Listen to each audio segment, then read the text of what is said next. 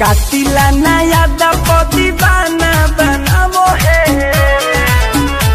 खेसरिया के भेंट ना बिल्कुल सही नहीं है। इसको जिसने भी गाया है वो बहुत बड़ी गलती किया है, लेकिन इसका मतलब ये बिल्कुल नहीं हुआ कि जो भी ये गाना गाया है उसको आप सोशल मीडिया पे लाइव लाके उसकी पिटाई करेंगे।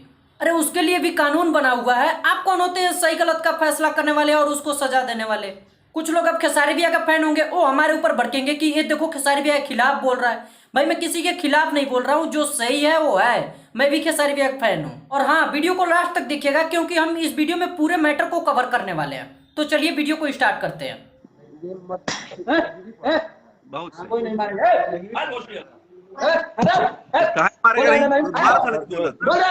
सिंगर की लाइव पिटाई हो जाने के बाद, पता नहीं क्या नाम है उसका, पंकज सिंह शायद नाम है, उसकी लाइव पिटाई हो जाने के बाद आप अपने पर्सनल पेज पे लाइव आते हो। उसके बाद आप कहते हो कि हमने अपने नाम का भारत सरकार द्वारा रजिस्ट्रेशन करा लिया है, अब मेरे खिलाफ जो भी कोई उल्टा सीधा न्यूज बनाएगा या बोलेगा उससे सीधे प्रशासन निपटेगी।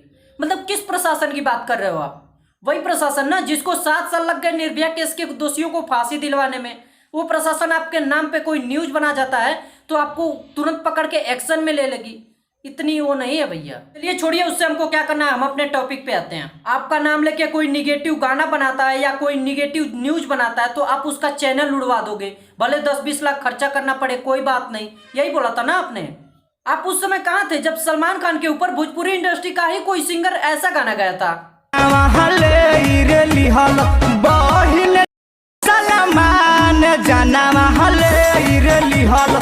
तब तो आप एक बार भी लाइव आके नहीं बोले थे कि ये गलत है, अपने भोजपुरी इंडस्ट्री की बदनामी है ये। क्यों? क्योंकि वो दूसरी इंडस्ट्री का है।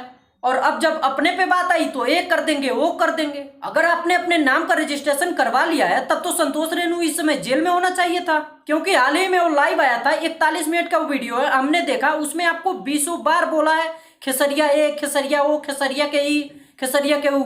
और नहीं तो आपके पापा को भी नहीं छोड़ा है। उसको पकड़वाओ आप प्रशासन से। अब क्या कर रही है प्रशासन? अब कहाँ गए आपके 10 लाख 20 लाख रुपए? वही बात है ना, गरीब पे ही सब अपना रुआब दिखाते हैं। अब बात करते हो कि मैं मेहनत करके इज्जत शोहरत कमा सकता हूँ तो अपनी मान मर्यादा के लिए किसी को बर्बाद भी कर सकता हूँ।